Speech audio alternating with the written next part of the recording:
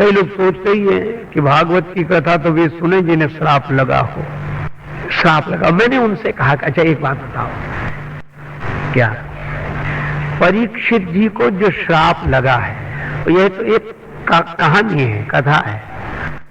वैसे भी अगर देखा जाए तो वही सबको लगा है। क्या श्राप था?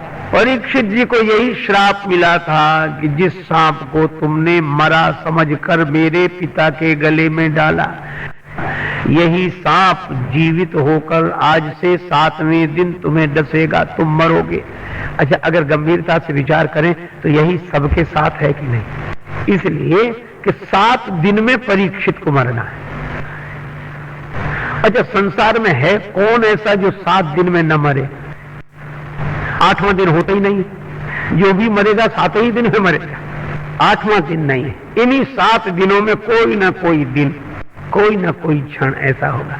अच्छा, और वह सांप डसेगा कौन? उन्हें जिससे तुमने मरा हुआ समझा। और मरा हुआ समझने का कारण क्या है? इसका संकेत यह है कि आदमी जिंदगी भर मौत को सच समझता ही नहीं। अच्छा, दूसरे के गले में सांप डाल दिया और मरा हुआ, इसका अर्थ है कि बहुत से ऐसे लोग हैं दुनिया में जिन्हें दूसरों की मौत तो दिखती है, अपनी नहीं दिखती। अपने लिए तो वे मौत को मरा हुआ ही समझते हैं, लेकिन जिस मौत को सदा मरा हुआ समझा है, वही मौत एक दिन जिंदा होकर मृत्यु को मरा हुआ समझने वाले को मार डालती है। यही जीवन का सत्य है। अच्छा, अब एक अद्भुत बात है, भगवान ने महाराज परीक्षित की रक्षा की। गर्भ में अश्वत्थामा ने चक्र चलाया तो भगवान ने सुदर्शन चक्र से रक्षा की। शस्त्र का जवाब शस्त्र से दिया। शस्त्र के कारण परीक्षित मर रहे थे तो भगवान ने शस्त्र से ही रक्षा की। और एक अद्भुत बात है, जब श्राप लगा ऋषि बालक का, ऋषि की वाणी का श्राप लगा कि 7वें दिन यही तक्षक तुम्हें डसकर नष्ट कर देगा, तो भगवान ने सोचा कि ब्राह्मण हैं अश्वत्थामा, उन्होंने ब्रह्मास्त्र चलाया तो गर्भ में शस्त्र से बचाने के लिए हमने शस्त्र का प्रयोग किया। और अब ऋषिवाणी का श्राप लगा है तो ऋषिवाणी के श्राप से बचाने के लिए ऋषिवाणी का ही प्रयोग करके इनको बचाया जाए, इन्हें मुक्त किया जाए। इसलिए श्राप की वाणी एक महात्मा की थी और यही वाणी भगवान ने कहा कि सुखदेव जी की वाणी के अस्त्र से यह बचेंगे, और इसलिए वे श्रीमद् भागवत की कथा सुनते हैं। अच्छा, यही हमारे आपके जीवन का दर्शन है। अच्छा, एक और अद्भुत बात, ये बुद्धि आई क्यों? बुद्धि इसलिए आई कि महाराज परीक्षित जा रहे थे, बड़े धर्मात्मा राजा हैं, उन्होंने देखा कि वृषभ का एक ही पांव बचा है, वो बेचारा चल नहीं पा रहा है, तो भी कोई उसे मार रहा है, पीट रहा है। महाराज परीक्षित ने कहा कि अन्याय हो रहा है, धनुष पर बाण चढ़ा दिया कि मैं तुम्हें मार डालूंगा। और संकेत बड़ा सार्थक है, यह वृषभ धर्म का रूप है और धर्म के 4 चरण हैं, सत्य, तप, दान और दया। लेकिन इसका एक ही चरण बचा है। ये चरण कौन सा है? दान, क्योंकि सत्य, तप और दया तो रही नहीं, ये पांव टूट ही गए।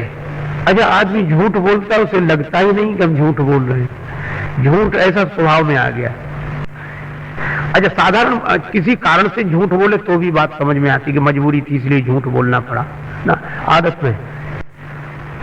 किसी से भी पूछो कहाँ गए थे, कहीं नहीं, बाजार गए थे, तो कहीं नहीं कहने की क्या जरूरत है? इसका मतलब सत्य भी बोलेंगे तो असत्य के साथ। क्या खा रहे थे? कुछ नहीं, वो 2 लड्डू रखे थे, हमने सोचा खा ले। क्या कर रहे हो? कुछ नहीं, पढ़ रहे थे।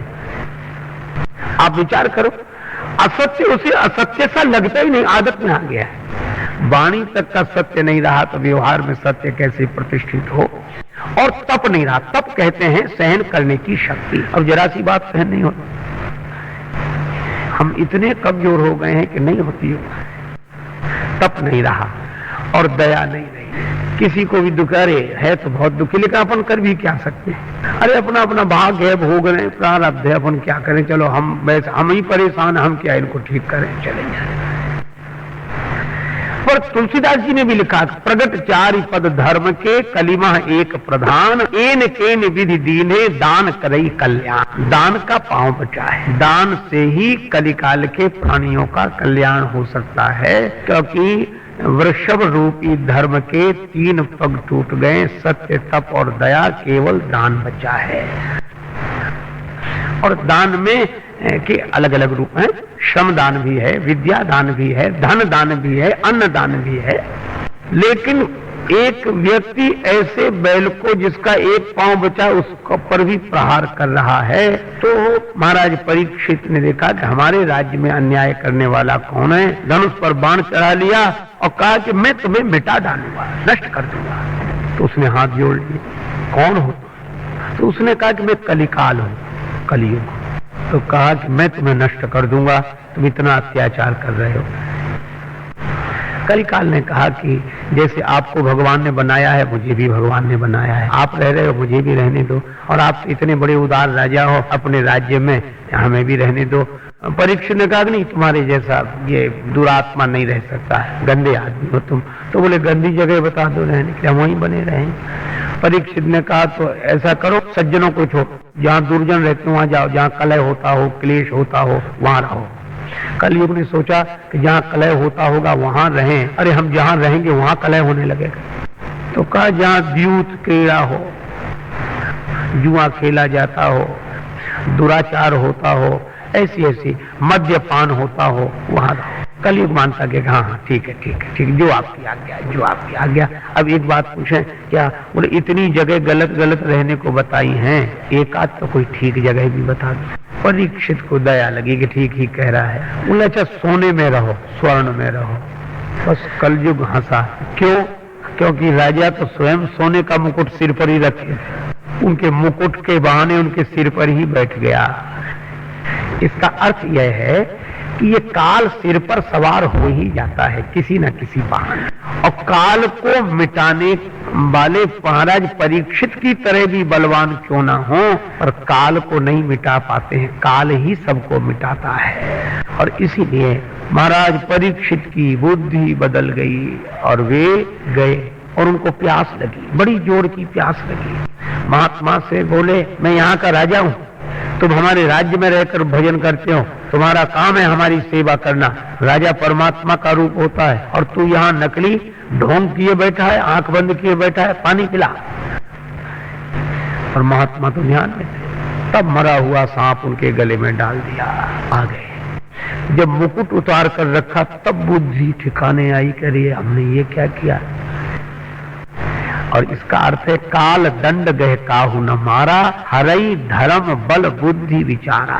काल जब प्रतिकूल आता है वह डंडा लेकर किसी को नहीं मारता, धर्म बल बुद्धि और विचार का हरण कर लेता है।